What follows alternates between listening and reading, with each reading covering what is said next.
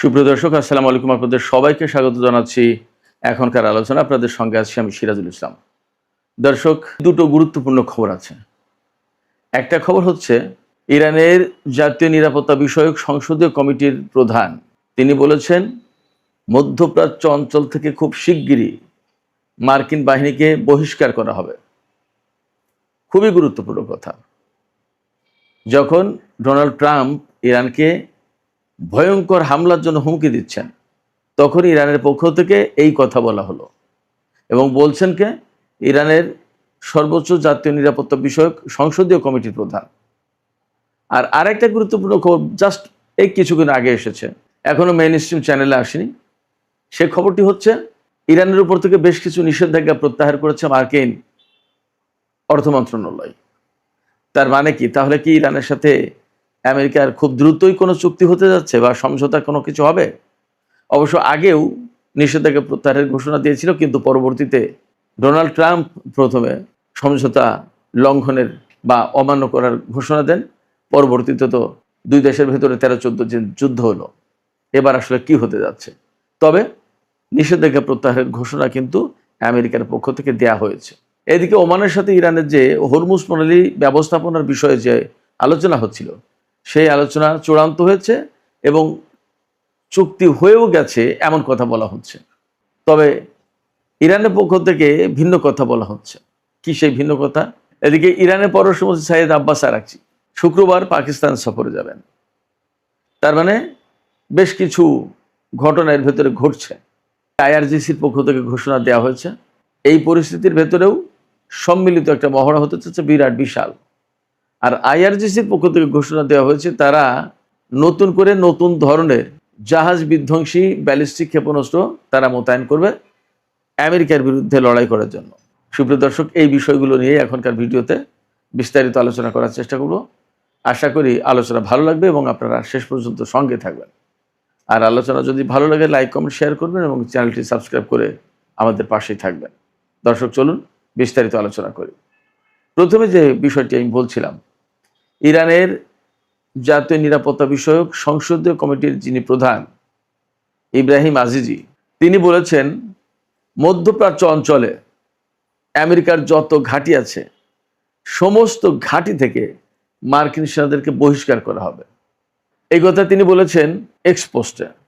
এবং তিনি আরও বলেছেন সেদিন খুব বেশি দূরে নয় যেদিন বা যখন মধ্যপ্রাচ্যের ঘাঁটিগুলো থেকে মার্কিন সেনাদেরকে বহিষ্কার করা হবে।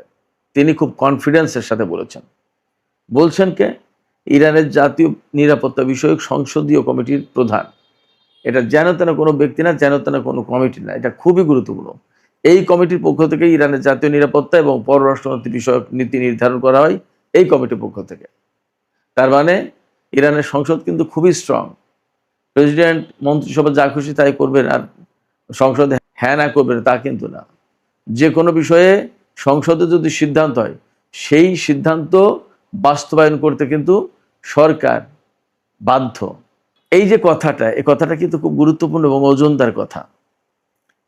আমরা এই কথা কখন শুনছি? আমরা যখন বিভিন্ন গণমাধ্যম থেকে খবর পাচ্ছি যে ইরাক, কুয়েত, বাহরাইন, কাতার এবং জর্দান এর বহু ঘাঁটি থেকে, এই সমস্ত বহু ঘাঁটি থেকে মার্কিন সেনা এবং বিমান প্রত্যাহার করা হয়েছে। এবং এই সমস্ত বিমান আর সেনার অনেক কিছু ইউরোপের কোনো কোনো দেশে পাঠিয়ে দেওয়া হয়েছে, আর কোনো কোনো বিমান এবং সেনা ইসরায়েলে রাখা হয়েছে। আমি এই কথা দিয়ে বোঝাতে চাইছি এই যে ইরানের পক্ষ থেকে কিন্তু আমেরিকার উপরে এই যুদ্ধের ভেতরে প্রচণ্ড রকমের চাপ সৃষ্টি করা হয়েছে। এই চাপ সৃষ্টির কাজটা কিভাবে করা হয়েছে? আমেরিকা ইরানের উপর হামলা চালালেও ইরান হামলা চালিয়েছে, আবার ইদানিং আমেরিকা হামলা না চালালেও ইরান হামলা চালিয়েছে। ইরান যখন মনে করেছে যে কুয়েতের ওই ঘাঁটিতে হামলা চালানো দরকার, ইরান কিন্তু ওই কয়েকদিন তাই করছে। যদি ইরান মনে করেছে জর্দানের ওই ঘাঁটিতে হামলা চালানো দরকার, তাই করেছে। আমেরিকা ইরানের উপর হামলা চালাক না চালাক, যুদ্ধের ধরন কিন্তু পাল্টে গেছে। এবং আমরা এই যে ধরনটা দেখছি, তার মানে হচ্ছে আমেরিকা কার্যত তার শক্তির সামর্থ্য অনেকটা দুর্বল হয়ে পড়েছে। এরই প্রতিফলন হচ্ছে এই যুদ্ধ না করা, কিংবা ইরান যে পরিমাণে হামলা চালাচ্ছে তার প্রতি উত্তরে প্রয়োজনীয় হামলা না করা। এবং আমরা তো দেখতেই পাচ্ছি প্রচুর খবর আসছে মার্কিন গণমাধ্যমে, পাশ্চাত্যের গণমাধ্যমে, আল জাজিরা, মিডল ইস্টের বিভিন্ন গণমাধ্যমে, যে আমেরিকার হাতে যুদ্ধের রসদ, অস্ত্র, সামরিক সরঞ্জাম অনেক কিছু কমে এসেছে।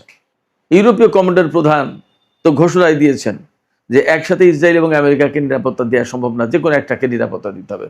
ইসরায়েলকে নিরাপত্তা দেবো নাকি আমেরিকাকে নিরাপত্তা দেবো, সেই সিদ্ধান্ত দেন। তিনি মার্কিন হাইকমান্ডের কাছে চিঠি লিখেছেন। এবং ডোনাল্ড ট্রাম্প ইরানের বিরুদ্ধে কোন অপ্রচলিত ব্যবস্থায় প্রচণ্ড রকমের শাস্তিমূলক পদক্ষেপ নিতে পারবে, সেই পথ খুঁজে পাওয়ার জন্য আমেরিকার কমান্ডারদের কাছে ইমেইল করা হয়েছে। তাহলে চিন্তা করেন, আমেরিকা আসলে খুব ভালো অবস্থায় নেই এবং তারা মধ্যপ্রাচ্যে যে সমস্ত ঘাঁটি গড়ে তুলেছিল, এই ঘাঁটিগুলো তো একেবারে বেশিরভাগ চুরমার হয়ে গেছে। এই ঘাঁটিগুলো তারা ধরে রাখতে পারবে না। আপনারা শুনলে হয়তো অবাক হবেন, মধ্যপ্রাচ্যের 13টা ঘাঁটি, আমেরিকার 13টা ঘাঁটি মোটামুটি একদম শেষ। 13টা ঘাঁটি, খুব কঠিন অবস্থায় আছে আমেরিকা। এই জায়গা থেকেই ইরানের সংসদ সদস্য এবং জাতীয় নিরাপত্তা বিষয়ক সংসদীয় কমিটির প্রধান ইব্রাহিম আজিজ কথা বলতে পারছেন এবং তার বলার যথেষ্ট গ্রাউন্ড আছে বলে মনে হচ্ছে যে আমেরিকাকে খুব শিগগিরই মধ্যপ্রাচ্য থেকে বহিষ্কার করা হবে। দেখা যাক কি হয়। তবে এরই মধ্যে আরও কতগুলো বিষয় আছে, সেই বিষয়গুলো যদি এর সাথে রিলেট করা যায় তাহলে পরিস্থিতি আরও সহজে ব্যাখ্যা করা যাবে। আমি আগেই বলেছি দুটো শিরোনাম, একটা হচ্ছে ইরান জুড়ে বিরাট বিশাল সামরিক মহড়া দিতে যাচ্ছে, নৌবাহিনী, বিমান বাহিনী এবং স্থলবাহিনী সব বাহিনী সংযুক্ত থাকবে এবং যৌথভাবে মহড়া চালাবে। আপনারা চিন্তা করুন, যুদ্ধের ভেতরে সামরিক মহড়া, এটা সাধারণ কোনো ব্যাপার না, অনেক গুরুত্বপূর্ণ ব্যাপার। এবং এই মহড়ায় ইরান অনেক গুরুত্বপূর্ণ নতুন নতুন অস্ত্রের ব্যবহার করবে এবং বিপুল সংখ্যক ক্ষেপণাস্ত্র পরীক্ষা করবে, এমনটা ধারণা করা হচ্ছে, ব্যবহার করবে। অ্যাট দ্য সেম টাইম আইআরজিসির পক্ষ থেকে বলা হয়েছে তারা খুব শিগগিরই এমন জাহাজ বিধ্বংসী ব্যালিস্টিক ক্ষেপণাস্ত্র, এন্টি শিপ ব্যালিস্টিক মিসাইল, এটা মোতায়েন করবে খুব শিগগিরই। কেন মোতায়েন করবে? আইআরজিসির পক্ষ থেকে বলাই হয়েছে যে মার্কিন নৌবাহিনীর বিরুদ্ধে যুদ্ধের জন্য তারা এই ধরনের ব্যালিস্টিক ক্ষেপণাস্ত্র মোতায়েন করবে। তার মানে হরমুজ প্রণালী এলাকায় আমেরিকা যে অবরোধ আরোপ করে রেখেছে, এই অবরোধ ভাঙবে সামরিক উপায়ে ইরান। তার আগের খবর কি? তার আগের খবর ছিল আমেরিকা যে ভারত মহাসাগর বা ওমান উপসাগর এলাকায় যে সমস্ত জাহাজ মোতায়েন করেছে, সেই সমস্ত জাহাজ থেকে ক্ষেপণাস্ত্র ছোড়ার মতো ক্ষেপণাস্ত্র আমেরিকার হাতে নেই। তাহলে কি দাঁড়াচ্ছে? তাহলে দাঁড়াচ্ছে যে আমেরিকা আসলেই তারা অস্ত্র এবং সামরিক সরঞ্জামের ঘাটতিতে পড়েছে। এই অবস্থায় ইরান যদি প্রচণ্ড রকমের শক্তিমত্তা নিয়ে আমেরিকার উপর সামরিক দিক দিয়ে চাপ সৃষ্টি করতে পারে, তাহলে হরমুজ প্রণালী থেকে আমেরিকা তাদের নৌ অবরোধ তুলে দিতে বাধ্য হবে। শুধু তাই না, মধ্যপ্রাচ্য অঞ্চলে যে সমস্ত ঘাঁটিতে এখনও মার্কিন সেনা মোতায়েন আছে, সেই সমস্ত সেনা প্রত্যাহার করে সরিয়ে নিতে বাধ্য হবে।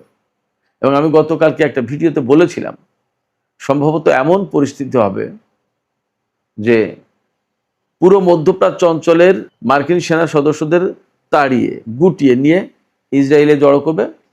ওখান থেকে হয় তারা হামলার শিকার হবে, আর না হয় তারা সেখান থেকে চলে যেতে বাধ্য হবে জাহাজ ভরে ভূমধ্য সাগর দিয়ে, আটলান্টিক পাড়ি দিয়ে ইউরোপে বা আমেরিকায়। ইরান সম্ভবত এই ধরনের কোনো পরিকল্পনা করছে। এখন ইরান পরিকল্পনা করলেই তো হবে না, আমেরিকারও তো কিছু পরিকল্পনা আছে। কিন্তু আমরা এটাও দেখছি যে আমেরিকা কিন্তু মধ্যপ্রাচ্যে যে যুদ্ধটা করছে ইরানের বিরুদ্ধে, এই যুদ্ধে তাদের পরিকল্পনা কিন্তু খুব একটা কাজে লাগেনি। তারা কিন্তু এই পর্যন্ত বেসিক্যালি উইন করতে পারেনি, তারা লুজার, একথা বলতেই হবে। আজকেই পাকিস্তানের ডন পত্রিকা, ইংরেজি পত্রিকা ডন পত্রিকায় দেখেন কলাম লেখা হয়েছে, সেখানে বলা হচ্ছে যে ডোনাল্ড ট্রাম্পের এটাই অনুধাবন করা উচিত বা জরুরি যে তারা যে অপারেশন এপিক ফিউরি যেটা ইরানের বিরুদ্ধে চালিয়েছে সেটা ব্যর্থ হয়েছে, সেটা সফল হয়নি। অর্থাৎ 40 দিনের যে যুদ্ধ, সেই যুদ্ধে আমেরিকা যা চেয়েছিল তার তো কোনো কিছু অর্জন করা সম্ভব হয়নি।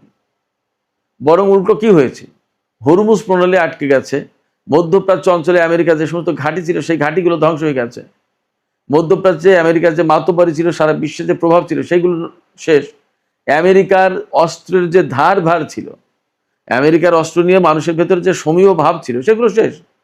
কারণ ইরানের কাছে এগুলো টিকতে পারেনি। এবং আমরা তো বুঝতে পারছি যে ইরানের উপরে কত বেশি ক্ষেপণাস্ত্র এবং বোমা হামলা চালিয়েছে আমেরিকা, ইসরায়েল। তারপরেও ইরান দাঁড়িয়ে থেকে প্রচণ্ড সক্ষমতার সাথে আমেরিকা ইসরায়েলের বিরুদ্ধে লড়াই করেছে এবং এখনো লড়াই করে যাচ্ছে। আমেরিকা সবসময় বলছে যে আমরা পৃথিবীর শ্রেষ্ঠ শক্তি। যদি